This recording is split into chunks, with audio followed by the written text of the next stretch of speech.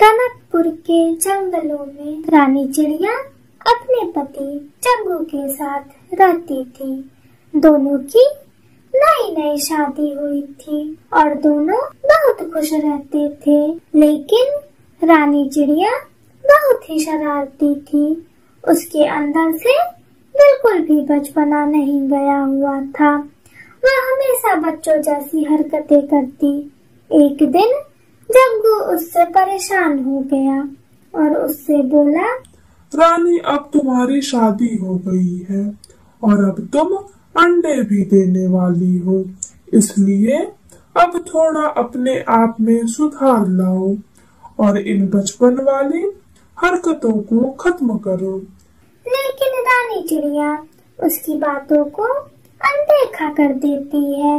एक दिन मीनू चिड़िया पानी पीने के लिए नदी किनारे गई थी।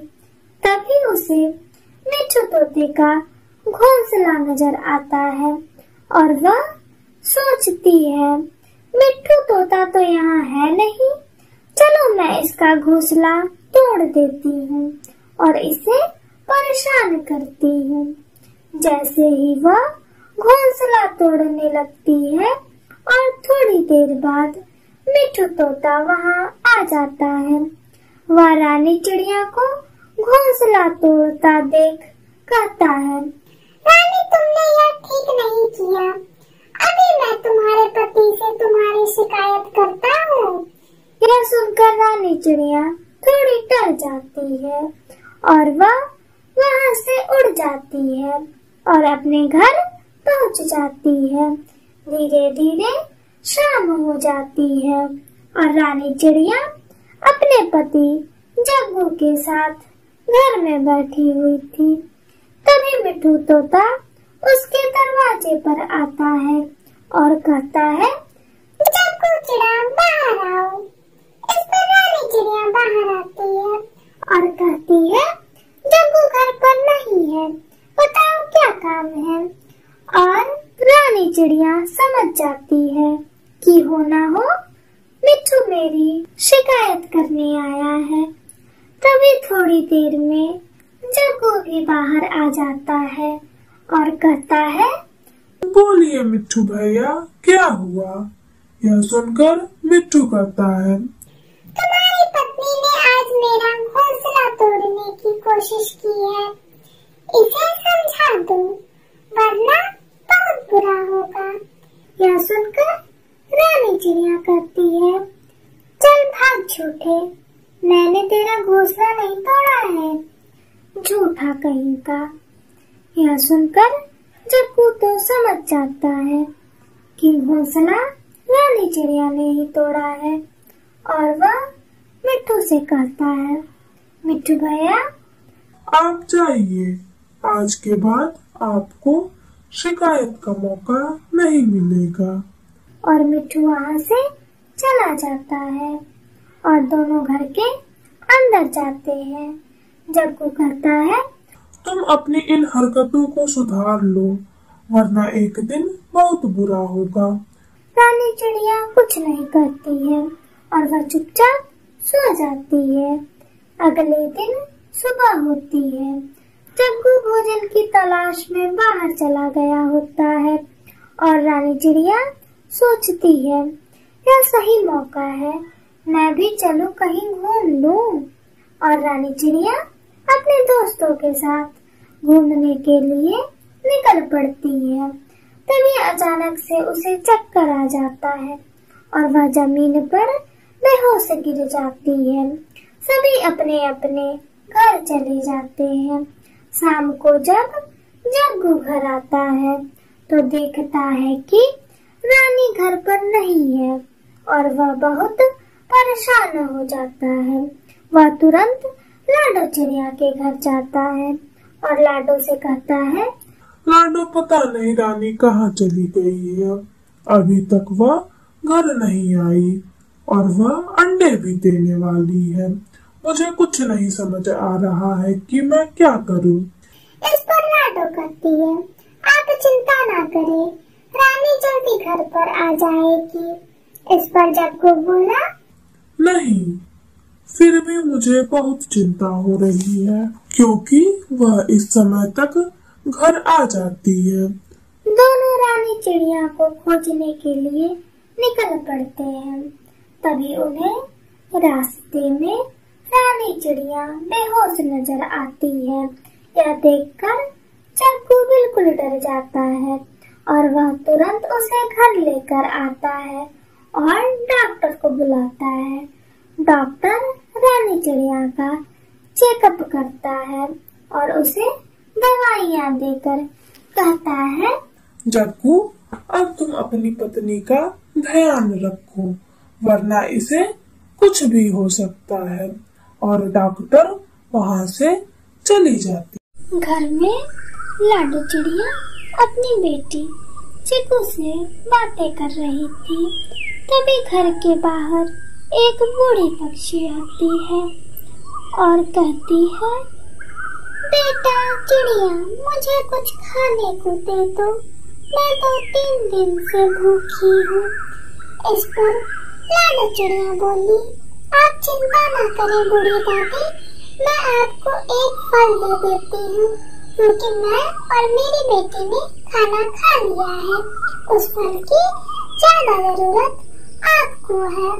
और लाडो चिड़िया उस बूढ़ी चिड़िया को एक फल ला कर देती है और बूढ़ी चिड़िया कैसे ही उस फल को ले जाकर नदी किनारे खा रही होती है।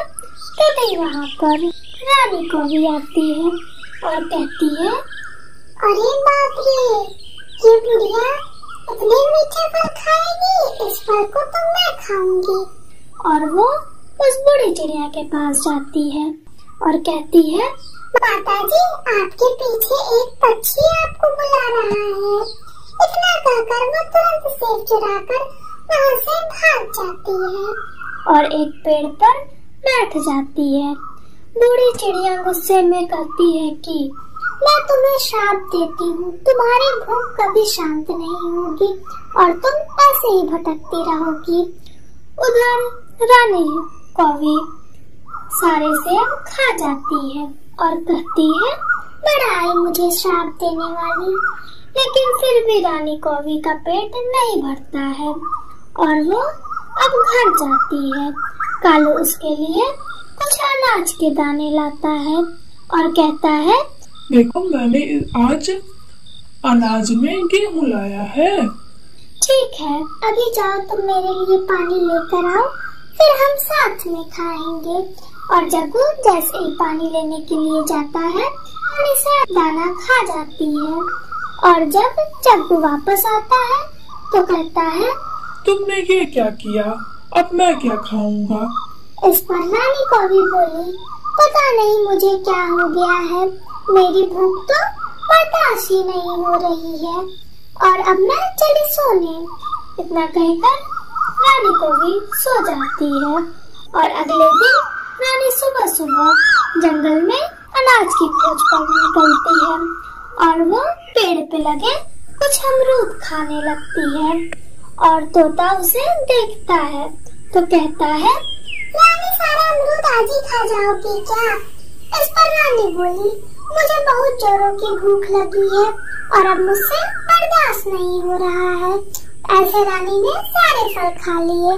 फिर रानी इधर उधर भटकने लगी और तब भी उसकी भूख बर्दाश्त नहीं हुई तो उसने सारी घटना कालू को बताई।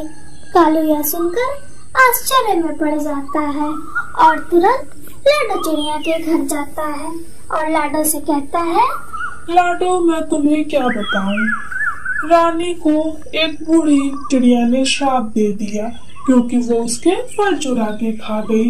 इस कारण से उसकी भूख ही नहीं समाप्त हो रही है। इस पर लाडो चिड़िया तुरंत उस बूढ़ी चिड़िया के घर के लिए कालू के साथ निकल पड़ती है।